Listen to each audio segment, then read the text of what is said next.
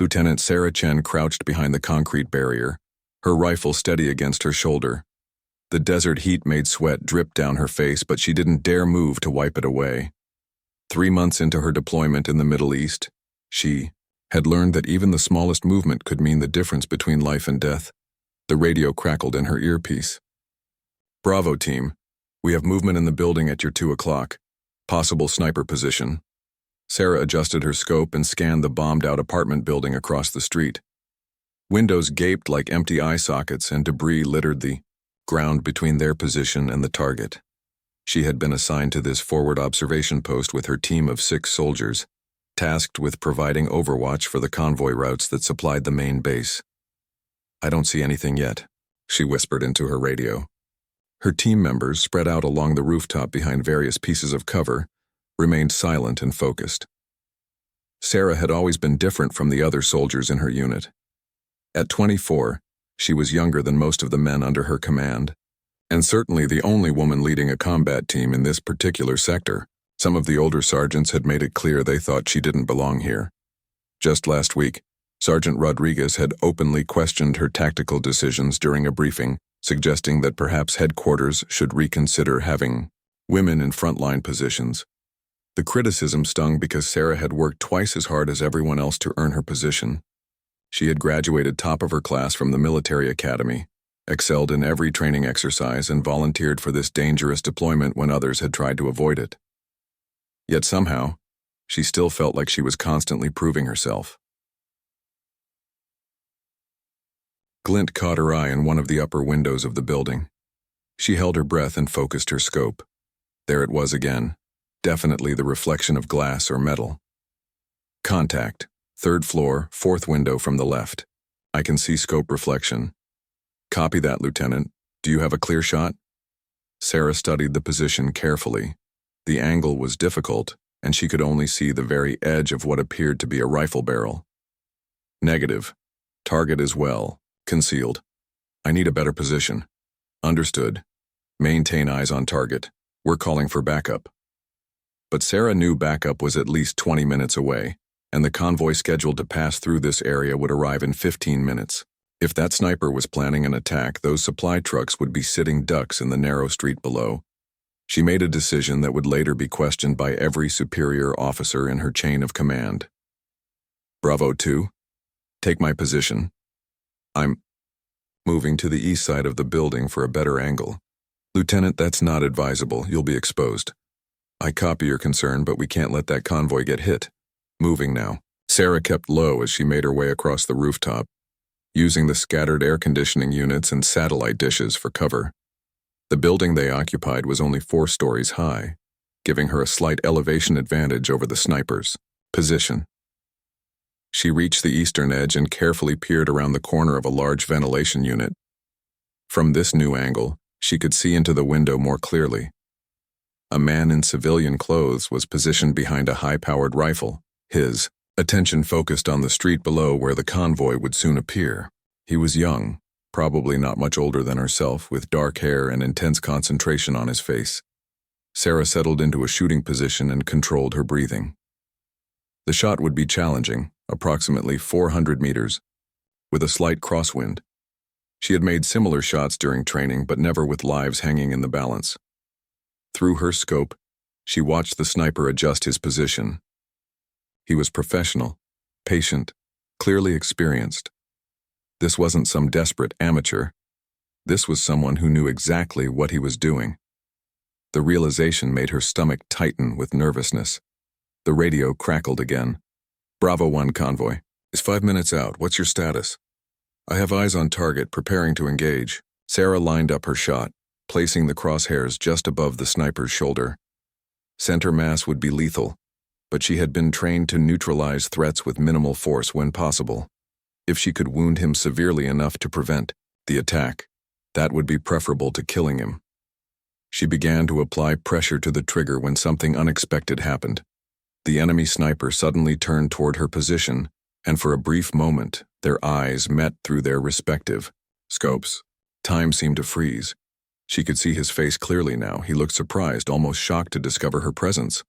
Instead of immediately taking his shot at the approaching convoy, The sniper did something that would puzzle Sarah for months afterward.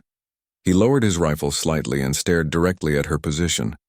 Then, incredibly, he raised one hand in what appeared to be a gesture of acknowledgement, almost like a salute between professional soldiers. The moment of mutual recognition lasted only seconds, but it felt like an eternity. Sarah realized she was holding her breath.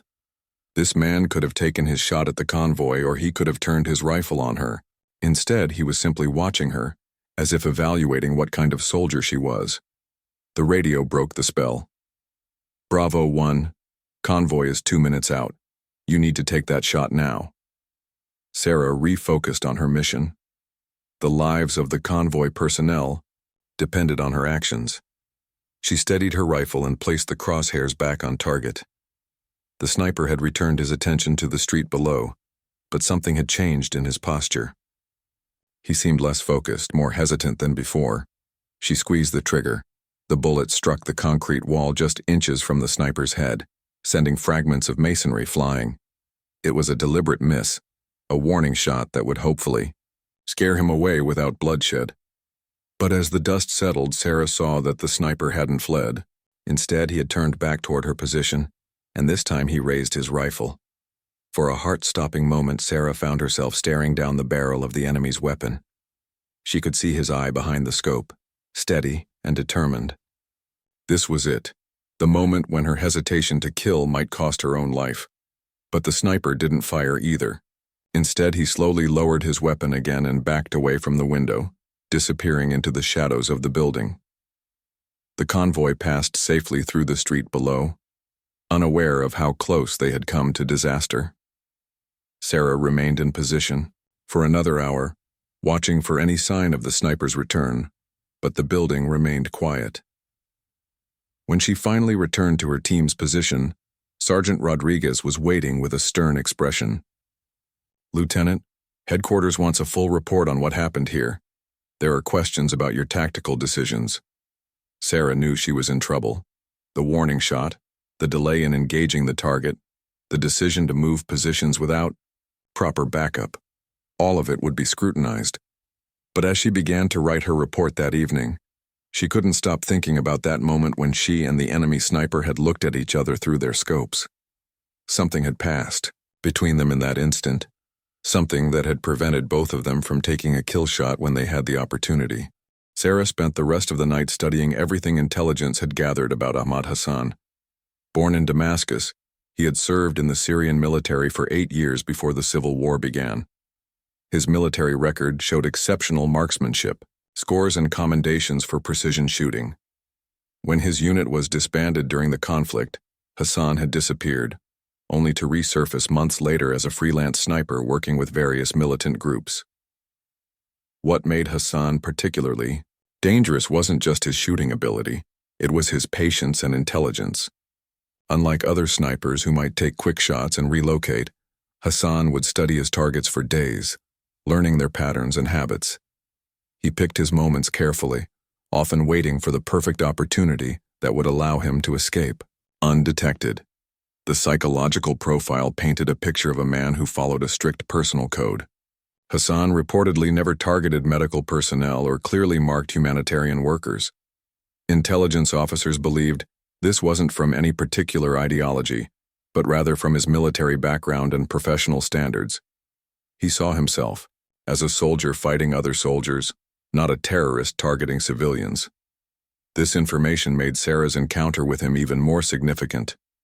Hassan had recognized her as a skilled combatant and had treated their confrontation as a professional engagement between equals.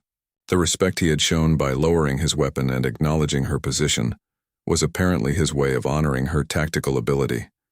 But respect between enemies was a dangerous thing in war, and Sarah's superiors were not impressed when she briefed them on the intelligence findings the next morning. "So let me understand this correctly," said Major Thompson, the base operations officer. "You're telling me that because you showed mercy to this sniper, he's now personally interested in your welfare?" "Sir, the intelligence suggests that Hassan operates according to a professional code. My decision to fire a warning shot may have earned his respect as a fellow soldier." Major Thompson exchanged glances with Colonel Martinez. "Lieutenant, this is exactly the kind of thinking that concerns the review board. You're developing a personal attachment to an enemy combatant. That's not how soldiers are supposed to think." Sarah felt frustration rising in her chest. "With respect, sir, I'm not developing any attachment. I'm analyzing the enemy's psychological profile to better understand his tactics and predict his next move. Isn't that exactly what we're trained to do?" "What you're trained to do is eliminate threats to American forces," interrupted Rodriguez, who had been standing silently in the corner. "Not engage in some kind of mutual admiration society with enemy snipers." The meeting ended with new orders that made Sarah's situation even more precarious. She would lead a mission to locate Hassan's current position, but Rodriguez would have authority to override her tactical decisions if he deemed them too cautious or hesitant.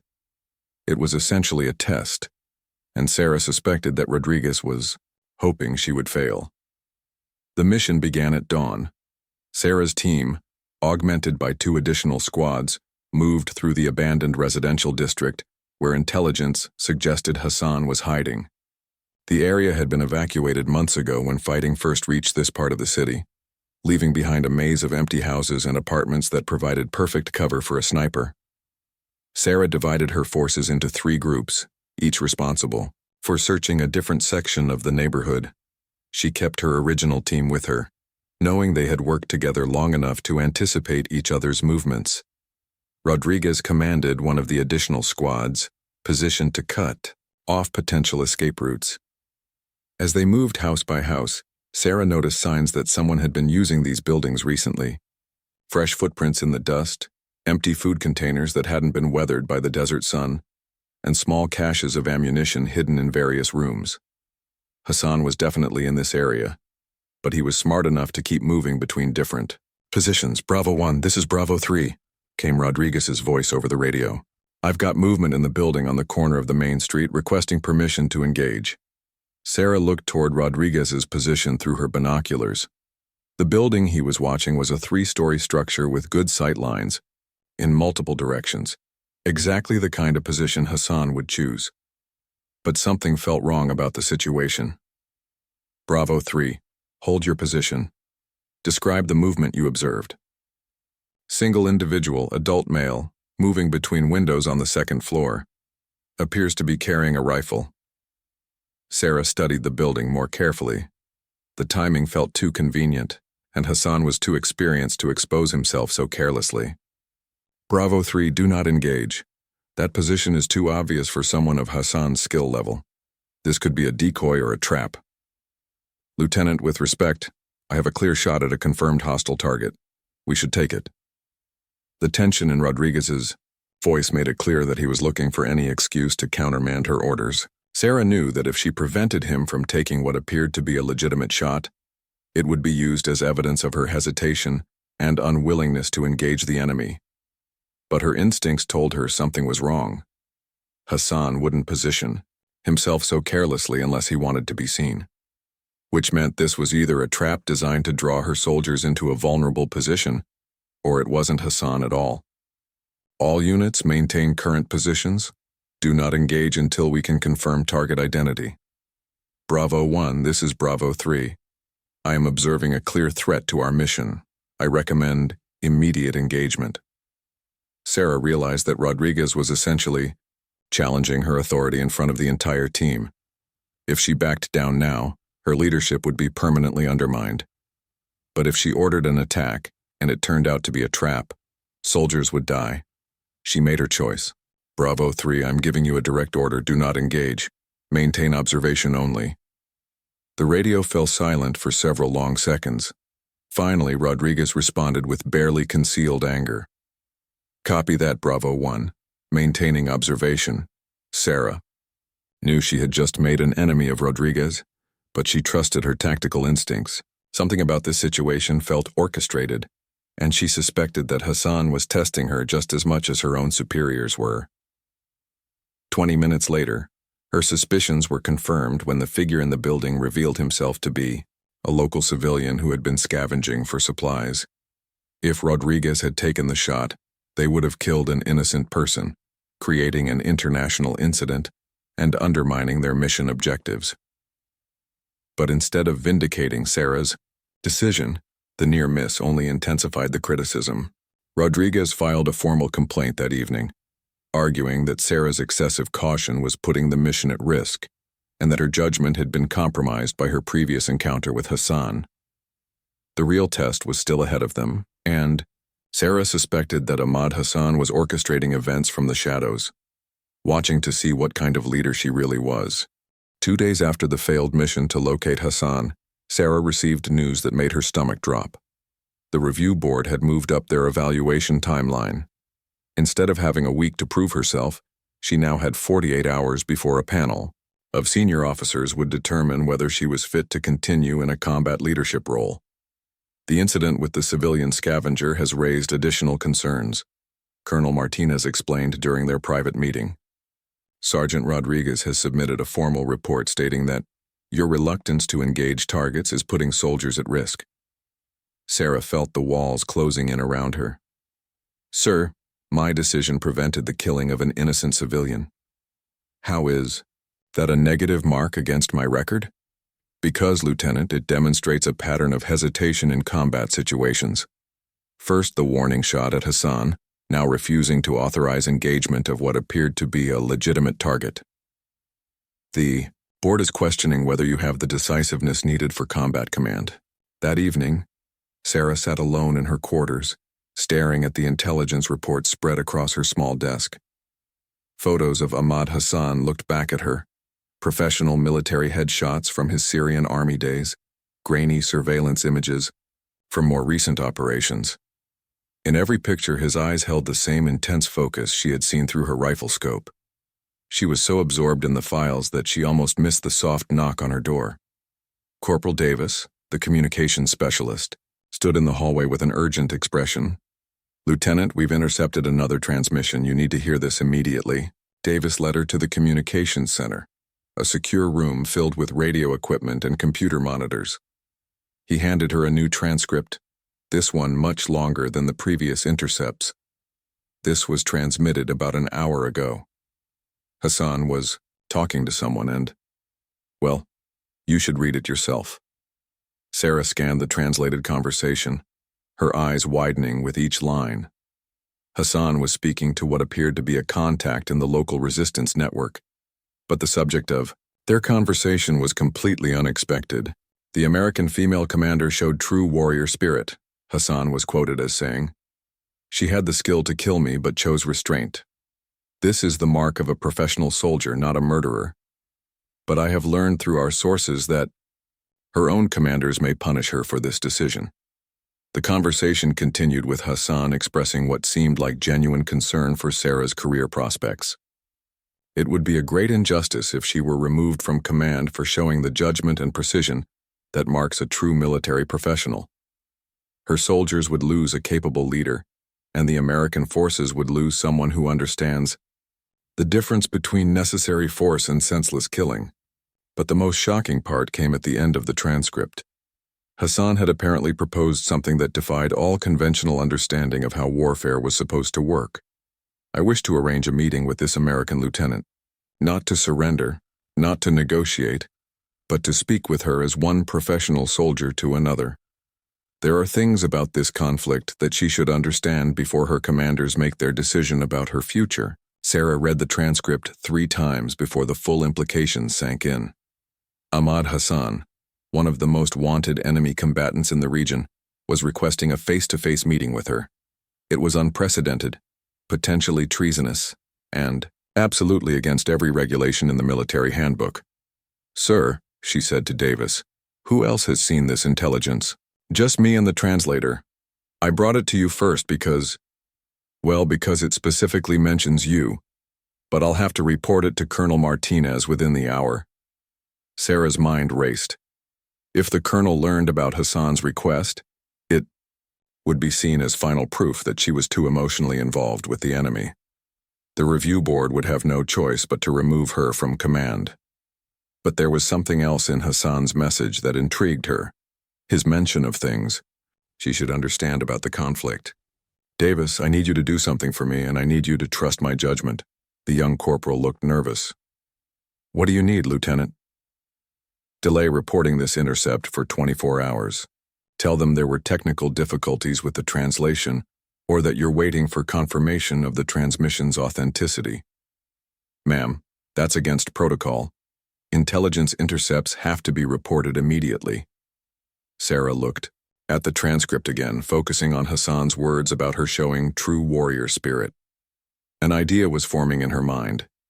Dangerous, unconventional, but potentially brilliant. Davis, what if I told you that meeting with Hassan could provide intelligence that would save American lives? What if his request isn't about me personally, but about sharing information that could change how we approach this entire conflict? Davis shifted uncomfortably. Lieutenant, even if that were true, unauthorized contact with enemy combatants is a court-martial offense. So is failure to pursue intelligence opportunities that could protect our soldiers, Sarah replied. Sometimes, leadership means taking calculated risks. She spent the next 6 hours developing a plan that was either inspired or insane. Hassan's message had mentioned a specific location, an abandoned mosque on the outskirts of the city where he claimed to have information that could help American forces avoid civilian casualties. If she could arrange a meeting under controlled circumstances with proper backup and oversight, it might be possible to extract valuable intelligence while maintaining security. But more importantly, it might prove to her critics that her approach to this conflict, careful, measured, and focused on minimizing unnecessary violence, was not weakness but wisdom. The next morning, Sarah made a decision that would either save her career or end it. She called for a meeting with Colonel Martinez and laid out her proposal. You want to do what? The colonel's voice rose in disbelief. Sir, I want to arrange a controlled meeting with Hassan to extract intelligence. This could be an unprecedented opportunity to understand enemy tactics and prevent future attacks. Lieutenant, what you're describing sounds suspiciously like you've lost your perspective on who the enemy is in this conflict. Sarah had expected this reaction, but she pressed forward with her argument. Sir, Hassan has demonstrated unusual behavior that suggests he operates according to a professional military code rather than terrorist ideology. If we can exploit that psychology, we might be able to turn it to our advantage. Colonel Martinez stared at her for a long moment. Lieutenant Chen, I'm going to give you some advice. Forget this idea immediately. Focus on proving that you can follow orders and eliminate threats when required. The review board is already questioning your fitness for command. Don't give them additional ammunition. But as Sarah left the colonel's office, she knew she couldn't let this opportunity pass. Hassan was offering information that could save lives, and her superiors were too bound by conventional thinking to see the potential value. She was going to have to take matters into her own hands, and she knew that doing so would probably end her military career. But if she could prove that her approach was not only valid but superior to the shoot-first mentality that dominated military thinking, it might be worth the sacrifice. The stage was set for a confrontation that would challenge everything both sides believed about honor, duty, and the nature of warfare itself. The abandoned mosque sat like a broken tooth against the desert horizon. Sarah approached it alone, against every regulation and instinct that military training had drilled into her. Her team was positioned 300 meters away, with orders to maintain overwatch and intervene only if she gave a specific distress signal. She had convinced them to support her plan by appealing to their loyalty rather than military protocol. Hassan looked toward the damaged mihrab, his expression thoughtful. I gain the possibility of fighting a war between soldiers instead of a massacre between butchers. Your approach to combat, measured, precise, honorable, is what warfare should be. If you are removed from command and replaced by someone like your Sergeant Rodriguez, this conflict becomes more savage for everyone. Sarah felt a chill of recognition. Hassan had been watching her unit closely enough to identify individual soldiers and their approaches to combat. He knew about Rodriguez's aggressive tactics and her own more careful methodology. You've been studying us for months, haven't you? It is my profession to study my enemies, but it is my choice to respect those who earn it. Hassan folded the map and handed it to her. Take this information. Use it to save your soldiers and mine from unnecessary death. And when your review board questions your judgment, remember that a warrior's greatest victory is sometimes the battle she chooses not to fight. Sarah took the map, knowing that accepting it crossed every line her military training had established. But she also knew that the intelligence it contained could prevent dozens of deaths on both sides of the conflict. "Will I see you again?" she asked, surprising herself with the question. Hassan smiled sadly. "In war, Lieutenant Chen, we rarely get to choose our meetings. But I hope that when this conflict ends, soldiers like you will be the ones rebuilding what people like me have helped to destroy." He stood and picked up his rifle, but instead of pointing it in her direction, he held it in a ceremonial position across his chest, the kind of stance used in military honor guards. Then he gave her a formal salute, the kind exchanged between professional soldiers of equal rank. Sarah found herself returning the salute before she realized what she was doing.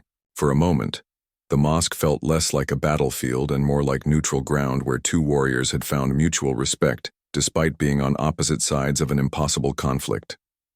Hassan disappeared through a side entrance, leaving Sarah alone with the map and the knowledge that her next decisions would determine not only her career, but potentially the lives of everyone under her command. When she rejoined her team, Rodriguez was waiting with barely contained fury. "Lieutenant, what happened in there? What did the target want?" Sarah looked at the faces of her soldiers, some curious, some concerned, some openly skeptical. She made a decision that would change everything. Hassan provided intelligence about planned attacks on American forces, information that could save lives. She held up the map. "Sergeant Rodriguez, I need you to coordinate with intelligence to verify these locations and prepare countermeasures." Rodriguez stared at her incredulously. "You're telling me you obtained military intelligence through a friendly chat with an enemy sniper?"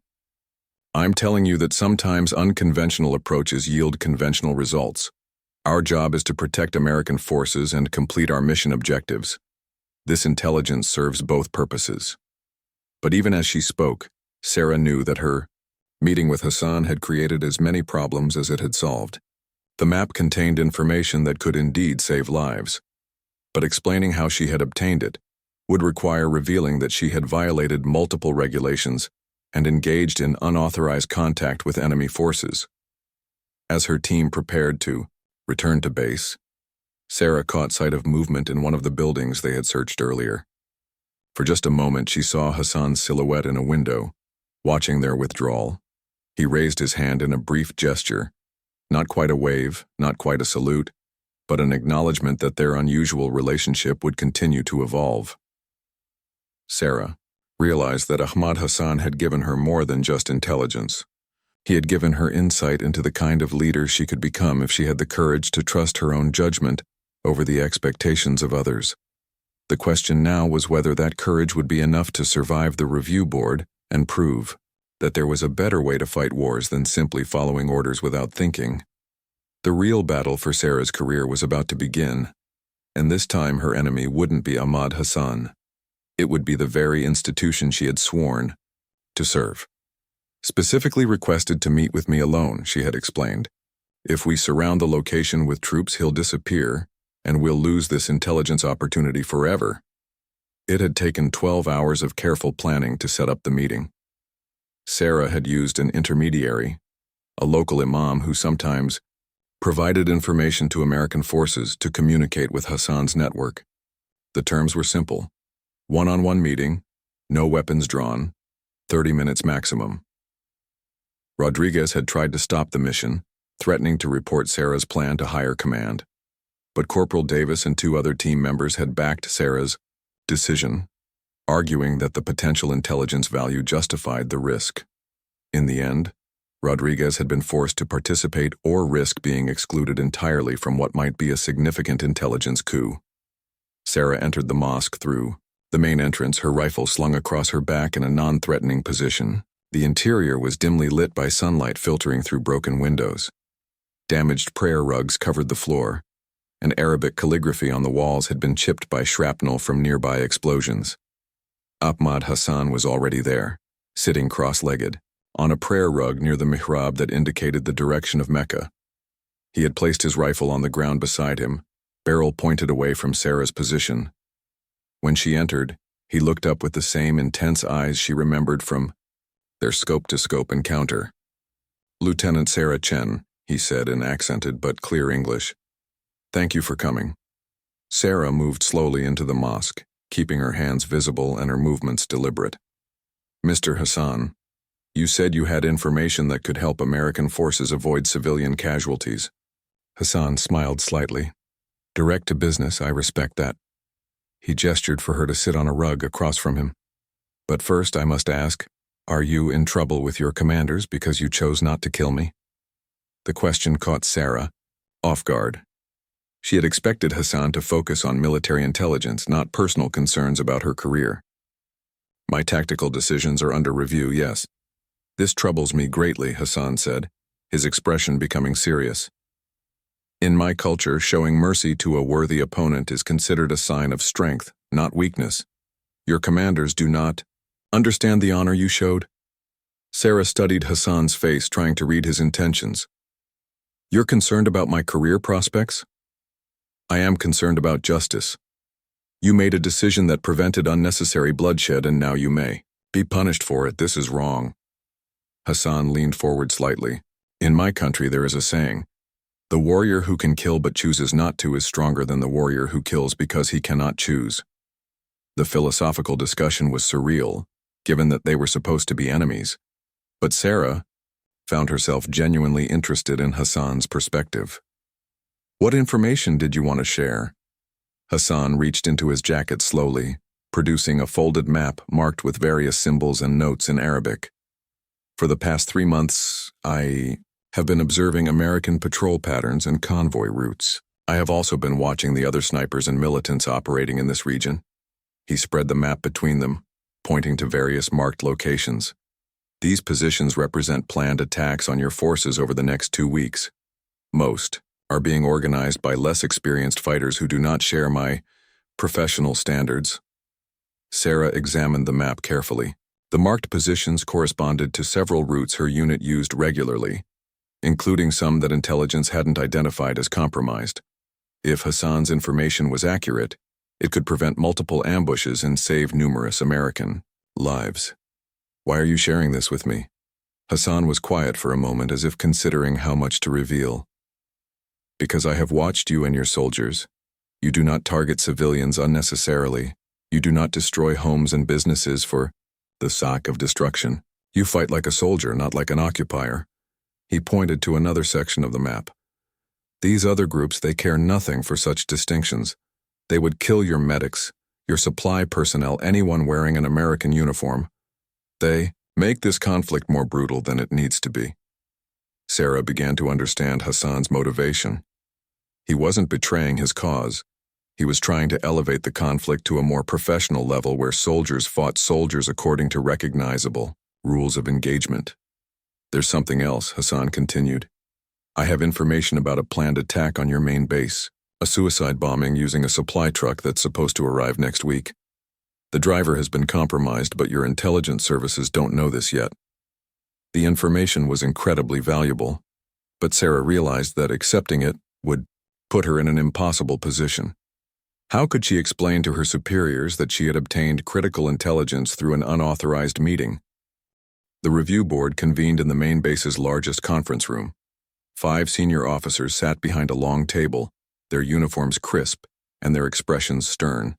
Sarah stood at attention in front of them, acutely aware that the next hour would determine whether she remained in the military or returned home in disgrace. Colonel Martinez had tried to prepare her for what to expect. "They're going to focus on your decision-making process during combat situations. Be direct, be confident, and for God's sake, don't mention your philosophical discussions with Hassan." But Sarah had decided during the long night before the hearing that she would tell the complete truth, regardless of the consequences. The intelligence Hassan had provided had already proven its worth. 3 planned ambushes had been prevented, and a compromised supply truck had been intercepted before it could reach the base. American lives had been saved because of information obtained through her unauthorized meeting. General Patricia Hawkins, the senior officer on the panel, opened the proceedings. Lieutenant Chen, you're here because there are concerns about your combat readiness and leadership judgment.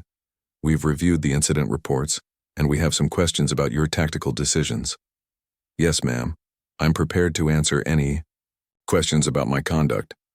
Let's start with the sniper encounter 3 days ago. You had a clear shot at a confirmed enemy target, but instead of neutralizing the threat, you fired a warning shot. Explain your reasoning. Sarah had rehearsed this moment, but facing the stern faces of the review board made her mouth feel dry. Ma'am, my assessment of the tactical situation indicated that the immediate threat could be neutralized without lethal force. The convoy was protected, and the warning shot achieved the objective of preventing an attack on our forces. General Hawkins consulted her notes.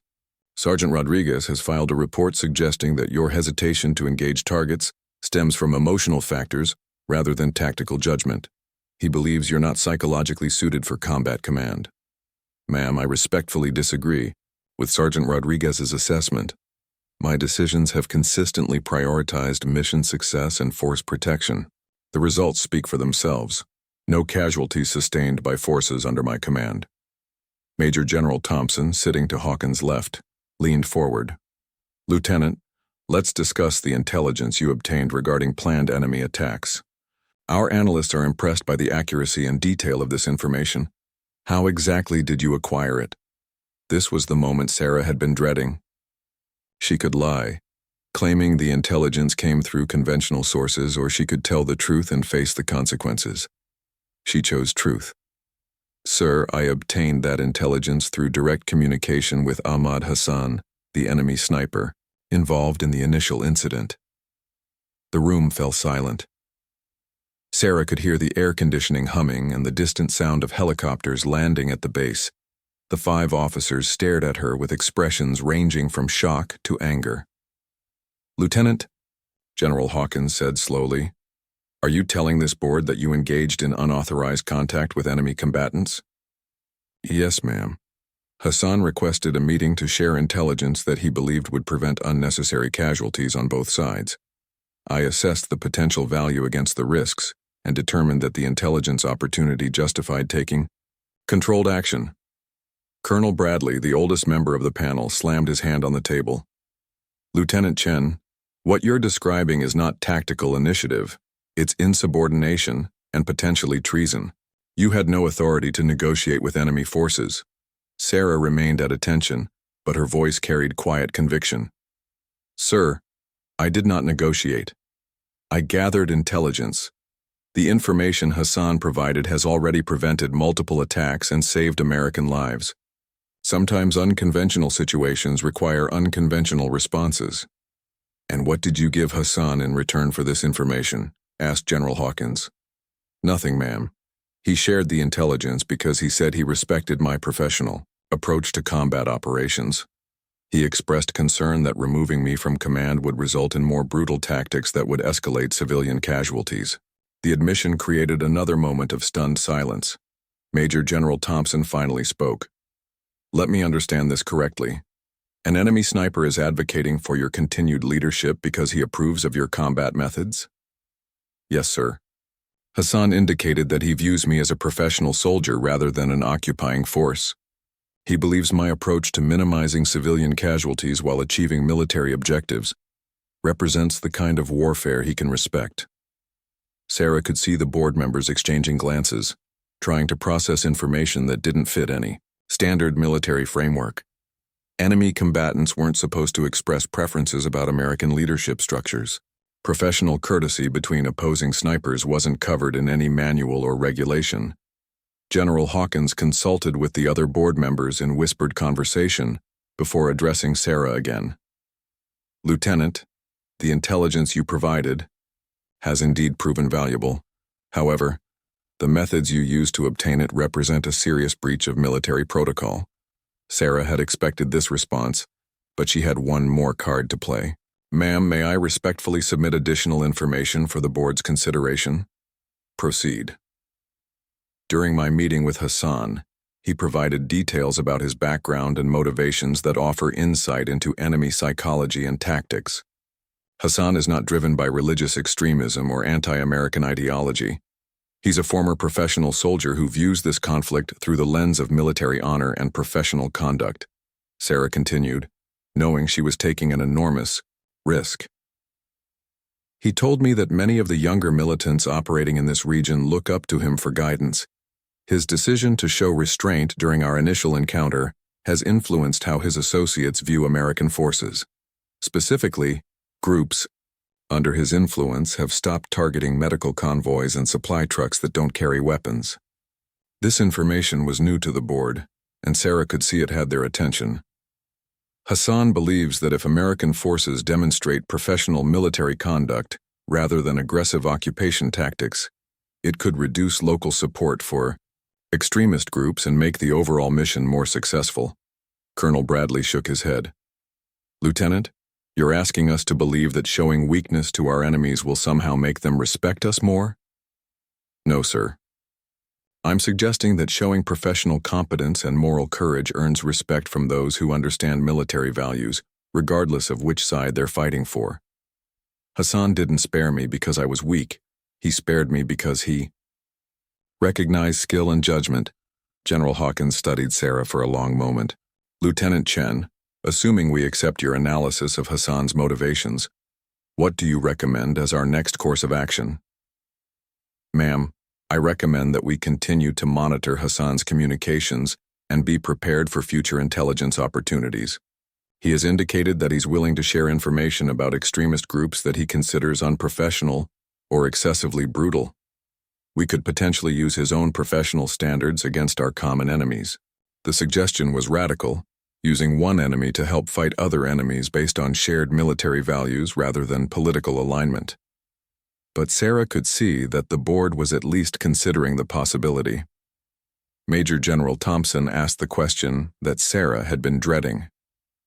Lieutenant, do you believe your personal interaction with this enemy combatant has compromised your objectivity? Sarah met his gaze directly.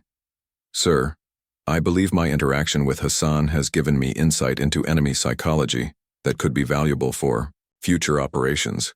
I remain fully committed to protecting American forces and completing our mission objectives.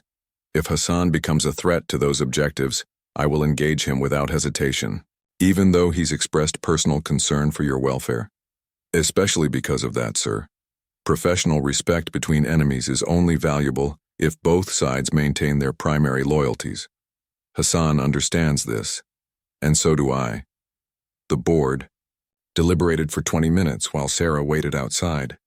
When they called her back in, General Hawkins's expression was unreadable. Lieutenant Chen, this board has reached a decision regarding your fitness for combat command. Your unconventional methods and willingness to violate protocol are serious concerns.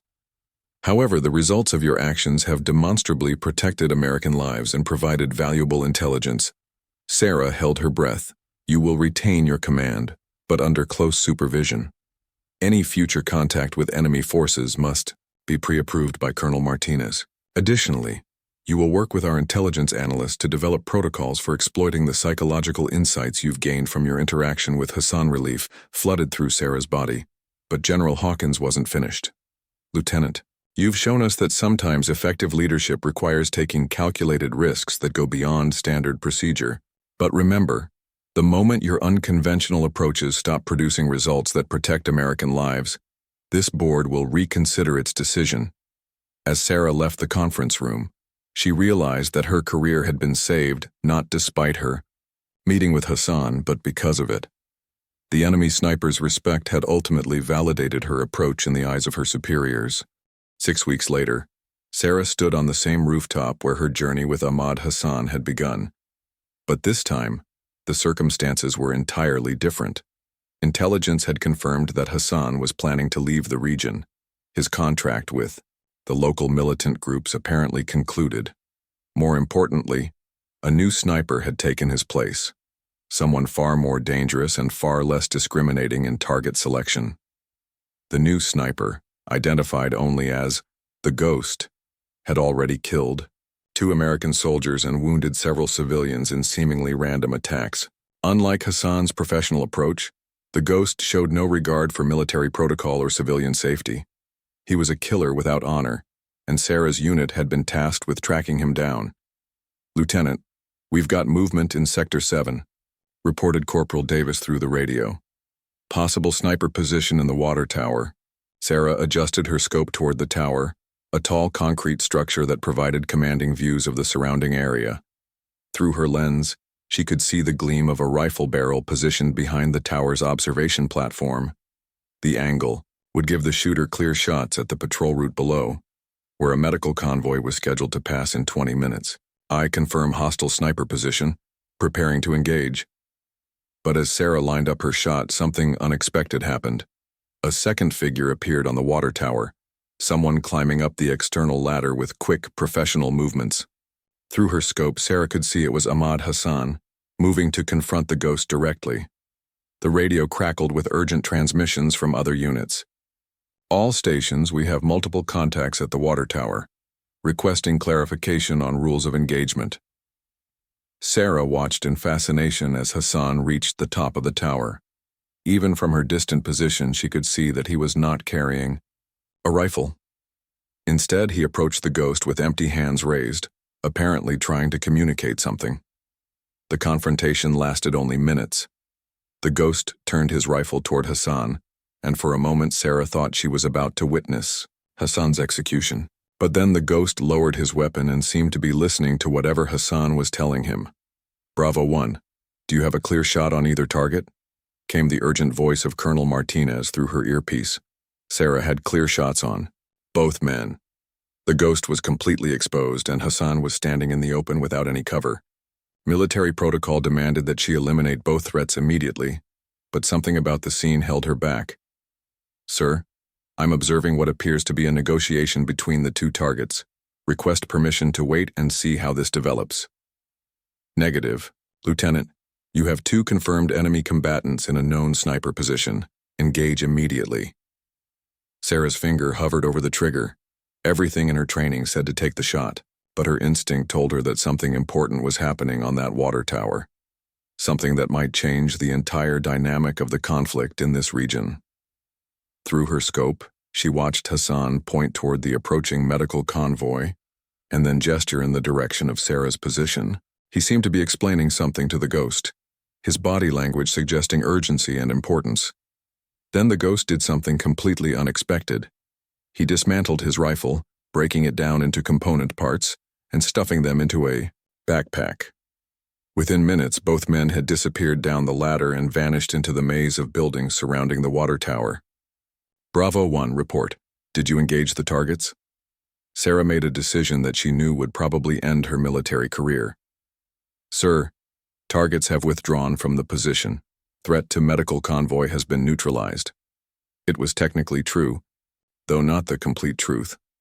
The ghost had indeed withdrawn, but not because of any action on Sarah's part. Hassan had somehow convinced the younger sniper to abandon his attack, though Sarah had no idea what arguments he had used. The medical convoy passed safely through the area 15 minutes later. But Sarah's relief was short-lived when Colonel Martinez appeared on the rooftop 20 minutes after that, his expression grim. "Lieutenant Chen, I want a complete explanation of what happened here. Intelligence monitored the radio chatter from that water tower, and our translators picked up fragments of Arabic conversation. It sounded like Hassan was mentioning your name." Sarah realized that her deception had been discovered. The sophisticated monitoring equipment at the main base had intercepted enough of Hassan's conversation with the ghost to raise questions about her involvement. "Sir," I observed Hassan engaging with the hostile sniper. Based on their interaction, it appeared that Hassan was attempting to dissuade the other individual from attacking the medical convoy. "And you decided not to engage either target because Hassan's intervention was achieving our objective without requiring lethal force, sir. The threat was being neutralized through non-kinetic means." Colonel Martinez stared at her for a long moment. "Lieutenant, are you telling me that you've developed a working relationship with an enemy sniper who now intervenes on behalf of American forces?" The question hung in the air like smoke from an explosion. Sarah realized that her answer would determine not only her fate, but possibly establish a new precedent for how the military handled unconventional battlefield relationships. "Sir, I believe Ahmad Hassan has chosen to prioritize professional military conduct over ideological commitment. His actions today suggest that he views indiscriminate attacks on medical personnel as dishonorable, regardless of their nationality. Colonel Martinez was quiet for several minutes, apparently processing the implications of Sarah's words. Finally, he activated his radio. Base Command, this is Martinez. I need an immediate conference with General Hawkins. Priority Alpha. As they walked back toward the base, Sarah reflected on how dramatically her situation had changed. 3 months ago, she had been a conventional lieutenant following standard procedures and trying to prove herself to skeptical superiors. Now she was apparently at the center of an unprecedented situation where enemy combatants were making tactical decisions based on their respect for her leadership style. That evening, Sarah received a message that would define the rest of her deployment. General Hawkins had decided to turn her unique relationship with Hassan into an official intelligence asset. Rather than court-martialing her for unauthorized enemy contact, the military was creating a new protocol that would allow for controlled communication with enemy personnel who demonstrated professional military standards. You're going to be working with a joint task force, Colonel Martinez explained. Psychologists, intelligence analysts, and military strategists who want to understand how personal respect between enemies can be leveraged for broader strategic purposes. Sarah felt a mixture of vindication and apprehension. She had proven that unconventional approaches could yield extraordinary results, but she also realized that her relationship with Hassan had made her a valuable asset to forces beyond her control. 2 days later, she received a final message through the intermediary network that Hassan had used to communicate with her previously. It was brief, but profound. Lieutenant Chen, you have shown that honor exists even in the darkest places. I am leaving this region, but I wanted you to know that your example has convinced 3 other snipers to abandon attacks on medical convoys. Sometimes the greatest victory is the enemy who chooses to become something better. May you continue to lead with wisdom and courage. The message was signed simply, a fellow professional. Sarah never saw Ahmad Hassan again, but his influence on her career and her understanding of leadership lasted long after her deployment ended. She had learned that true strength sometimes meant choosing not to use the power at your disposal, and that respect between enemies could accomplish what fear and force alone could not. Years later, when she had risen to the rank of colonel and was training the next generation of military leaders, Sarah would tell her students about the enemy sniper who had taught her that the most important battles are often fought not with weapons, but with the courage to see humanity in those who are supposed to be your enemies. The story of Lieutenant Sarah Chen and Ahmad Hassan became part of military folklore, a reminder that even in the chaos and brutality of war, individual choices about honor and professional conduct could create unexpected possibilities for understanding and respect across the deepest divides. Rodriguez eventually came to respect Sarah's leadership style, though he never fully understood her willingness to take risks based on reading enemy psychology. The ghost disappeared from the region shortly after Hassan's departure, and intelligence suggested that Hassan's intervention had convinced the younger sniper to seek less destructive ways of expressing his political grievances. Sarah's career flourished because she had learned to trust her instincts even when they contradicted conventional wisdom. But more importantly, she had discovered that leadership sometimes meant being willing to see the person behind the enemy and to respond to honor with honor, even when it would have been easier and safer to simply follow orders and pull the trigger. The final entry in Sarah's deployment journal read, "War brings out both the worst and best in people. The challenge for leaders is to encourage the best while being prepared to confront the worst. Sometimes an enemy's respect teaches you more about yourself